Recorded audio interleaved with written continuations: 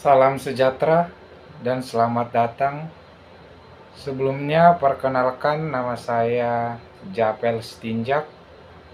Pada video kali ini saya ingin membahas sebuah kasus yang sering kita dengar di berita maupun di media lainnya, yaitu kasus pencurian dengan kekerasan atau perampokan bersenjata.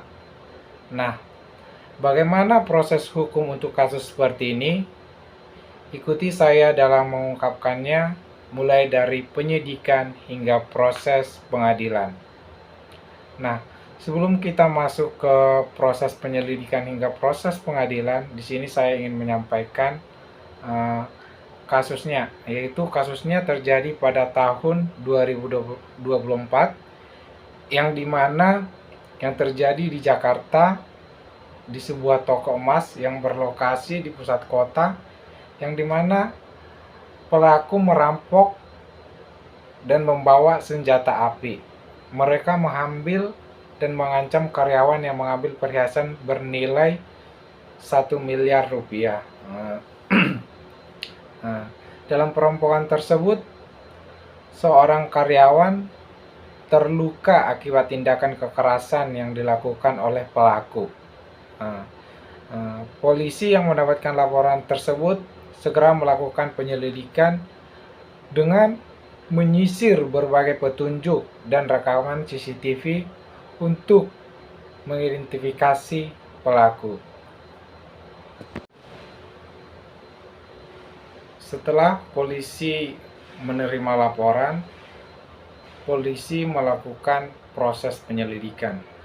Proses penyelidikan yang dilakukan oleh polisi itu dimulai dari yang pertama, yaitu melakukan rekaman CCTV, yaitu polisi memeriksa rekaman dari kamera pengawas yang ada di sekitar lokasi kejadian. Mereka menemukan ciri-ciri fisik para pelaku, termasuk jenis kendaraan yang digunakan.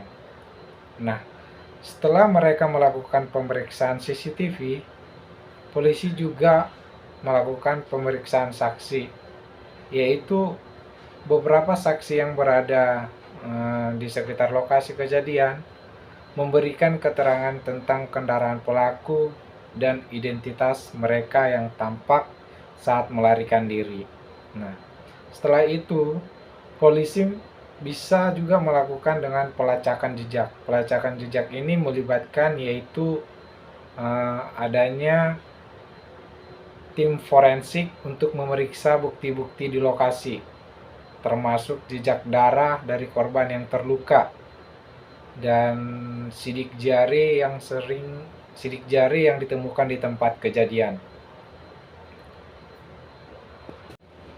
Setelah proses penyelidikan terjadi, kemudian kita masuk ke proses pengadilan, yang dimana polisi akhirnya menangkap beberapa pelaku.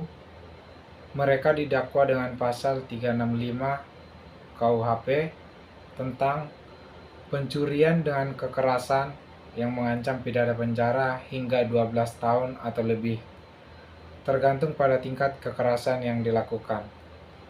Nah, di dalam selama proses pengadilan, jaksa membuktikan bahwa pelaku telah merencanakan perampokan ini dengan matang dan melibatkan kekerasan untuk menakut-nakuti korban.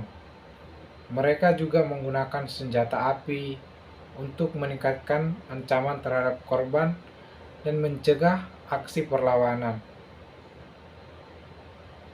Dalam proses kasus ini berdampak bagi sosial dan hukum. Kasus perampokan ini menyoroti betapa seriusnya ancaman kekerasan terhadap masyarakat dan pentingnya peran warga dalam menegakkan dan melindungi warga. Dari kasus yang sudah kita bahas melalui proses penyelidikan maupun proses pengadilan, mungkin timbul suatu pertanyaan, yang dimana kasus tersebut yaitu timbul sebuah pertanyaan, apa yang membedakan pencurian dengan kekerasan dengan pencurian biasa? Menurut saya perbedaan utamanya itu terletak pada adanya penggunaan kekerasan atau ancaman kekerasan terhadap korban dalam pencurian dengan kekerasan. Hal ini membuat ancaman hukumannya lebih berat sebagaimana diatur dalam pasal 365 KUHP. Nah, jika di dalam kasus itu bagaimana jika pelaku tidak menggunakan senjata api dalam perampokan? Menurut saya juga, meskipun tanpa senjata api, jika pelaku tetap melakukan kekerasan fisik atau ancaman terhadap korban, mereka tetap dapat dikenakan pasal pencurian dengan kekerasan. Tingkat kekerasan yang digunakan akan menentukan ancaman pidana. Nah, kemudian ada juga yang bertanya seperti ini, apakah pelaku bisa mendapat hukuman lebih berat jika korban terluka parah?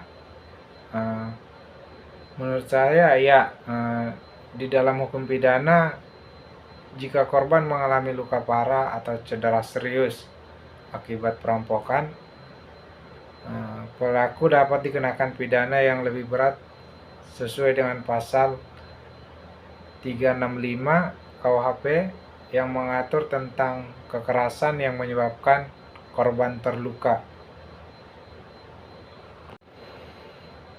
Saya atas nama Japel Stinjak mengucapkan terima kasih kepada teman-teman yang sudah menyaksikan video ini.